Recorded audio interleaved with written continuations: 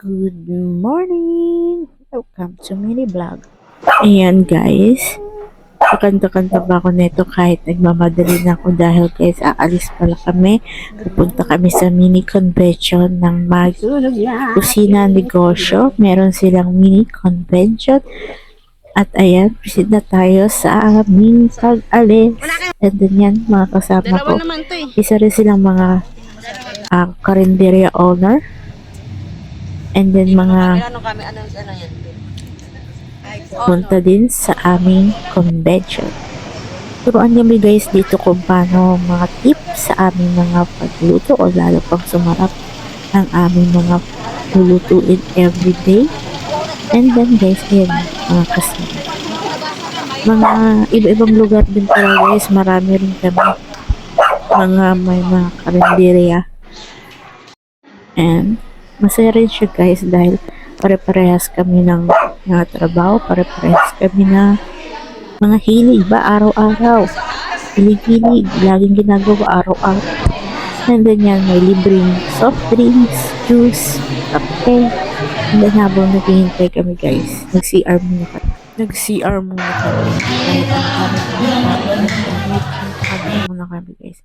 I-music, mute muna natin guys dahil baka ma-copyright pa ako guys.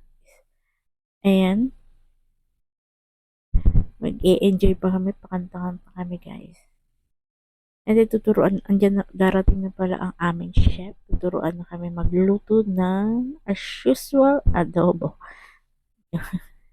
Group ng Maging sa Negosyo at syempre gamitin lang paano ko siya lasan ng Maging sa Negosyo at syempre ang ating ko siya. Good afternoon po sa inyong lahat. Ako po si Chef Eric. Ayun pa rin. Dapat tayo dun. So magandang hapon po sa inyong lahat. Medyo marami tayo so masaya yung magiging hapon natin. So katulad ng nasabi ni Kitty at Lucy. Okay? So start na po tayo. Ang unang dish po natin ay adobo. So Adobo. parang ano ba exciting sa adobo? For sure kayong mga karinderang owner ay nagluluto na ng adobo. So hopefully, meron pa rin ako kahit paano may share sa inyong information na pwede nyo gamitin sa inyong mga karinderya para maging mas masarap, mas madaling lutuin, pero mas magbibenta nyo na mas may dagdag na kita. Okay? So ang lulutuin ko po ay chicken adobo. Parang pangkaraniwan, no? Pero halo-halin nyo po. Ayan, excited na kami dyan, Chef. Okay, so by the way, lahat po ng mga recipes na makikita ninyo today ay nasa Nestle Goodness. So, di ba dati nung mga maraming taon na nakaraan, pag pumunta tayo mga booking demo, di binibigay ng mga mga print out. Kaya hindi na uso yun, syempre, di ba? So, digital age na tayo. So, lahat po ng recipes nandito, matitikman nyo sa mga iba't ibang booth. Lahat yan nasa Nestle Goodness website. Okay? So, let's talk about chicken adobo. Sino po ang karinderya? Pwedeng atay balon-balunan lang. Kasi, madaling i-execute or madaling magkakitaan. So first, meron tayong kalahating kilo na it's up to you. Yung sabi, pag hinalo, mahihinaw. Hindi ako naniniwala doon. As long as kumukulo yan, maluluto yan. Okay? So, to make this simple, lalagay natin lahat. So, bawang, laurel, pamintang buo. Pamintang tarangkad.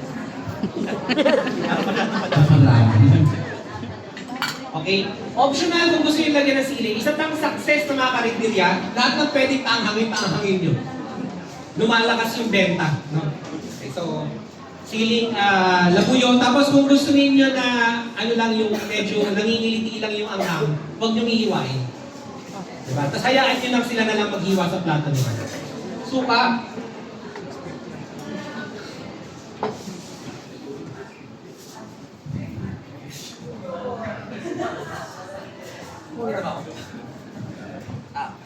So, gumagamit po kayo Magic Sarap sa karinderya. Yes. Nagkaroon kami ng immersion, ng research. Napansin namin, maraming gumagamit ng ganitong Magic Sarap. Okay yun, kung gano'n kayo sanay dun sa timpla, sa luto. Pero subukan nyo rin yung ganitong pack. Kasi sa ganitong pack, mas malaki yung Pag ganyan, marami. Napaparami na guys. Pag ginaubos. Okay, pero kailangan siyang ilagay sa isang garapon na airtight container. Kasi para hindi siya nahanginan. Kasi kahit ano ang ingredient na tinasin, nag-absorb ng moisture ng hangin, kaya nag-iiba yung texture. So, itago niyo siya sa isang malinis na garapon na mayroong mahigpit na takip. Okay?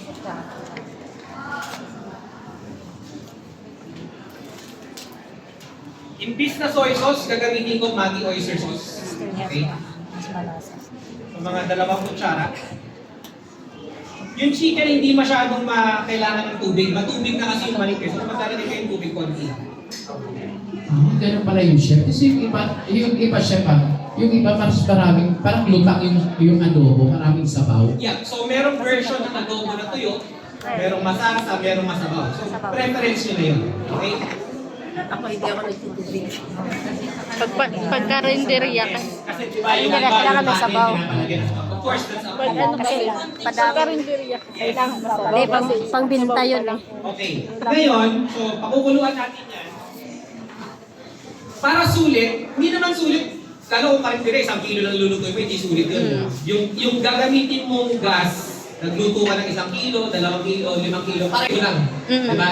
Lutuin time naman pareho lang. So, pwede nyo gawin, ang technique or ang tip na pambigay ko sa inyo, magluto kayo ng maraming adobo, okay? Itabi nyo yung para doon sa ibang dish. Halimbawa, adobo na paling tape, pwede nyo gawin adobo flakes pang ibabaw sa fried rice. Yes. Guys, pagkatapos ni chef magluto ng adobo, at may iba-iba pa siyang niluto guys. Ayan, adobong manok, juice din kami, and then sinangag at pansit. And then nagumpisa na ang contest para sa pansit, pinakamasarap na luto ng pansit. Ayun pala guys, ang Kamuning girls, mga taga Kamuning, mga kasama namin siya guys, kasali sila. And then habang naghihintay kami sa mga nagluluto, kami ay titikim ng mga putahe sa bawat booth dito guys. Tikman namin siya. Meron kasing parang bingo card na nandun lahat ng mga putahe na niluluto nila, and then titikman. Pagkatikim namin ay pipirmahan nila. And then isa-send yung picture guys na pang TikTok at Facebook. Ipo-post namin yan guys. Tapos pipirmahan din nila kung na-upload ba namin. And then pagkatapos yun guys, ihulog namin sa kanilang may parapol kasi sila guys. And then ihulog namin dun. Pag nabunot, may prize. Siyempre, yun nga lang guys, minamalas tayo dahil hindi ako nabunot kahit isa man lang. And then okay lang guys, happy naman at may mga natutunan, and siyempre enjoy. And then ay nakalabas din kami ng Kamuning Market. Nalibang-libang din kami guys. Nakalanghap din kami ng ibang hangin. joke lang guys. Ayan yung mga lugaw, pipirmahan nila guys pag natikman na namin or nakakuha na kami. Hindi pipirmahan nila. Ayan yung pangalan. Tita, gulay, and pritong manok, pritong bahay, mga bug nila. Kantong tinola, and then inihaw ni kuya. May sisig pa yun sa lulo guys. Ayan. And then tapos na rin pala ang kanilang pagluluto ng pansit. Good luck Kamuning! Go lang, kaya niya. And then eto na siya guys, matitikman na nila ang pansit. May mga judge din yan guys.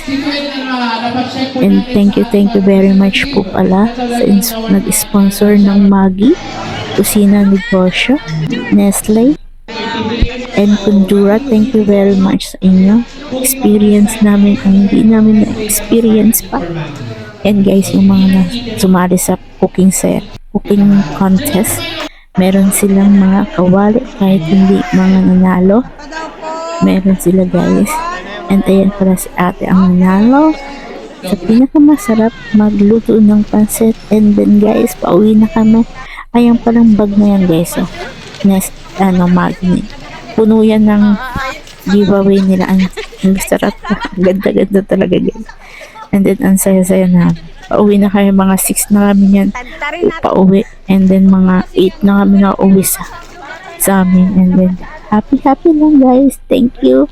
And then ayan na, mga pag-giveaway nila, isang 1 month na supply ng Magic Sarap, and then Nestle. Yan, thank you very much. At may mga sandok, pang sala, and then pang open ng scan. Yan, ang dami-dami din sa guys. Thank you very much for watching. Like and subscribe guys. Thank you.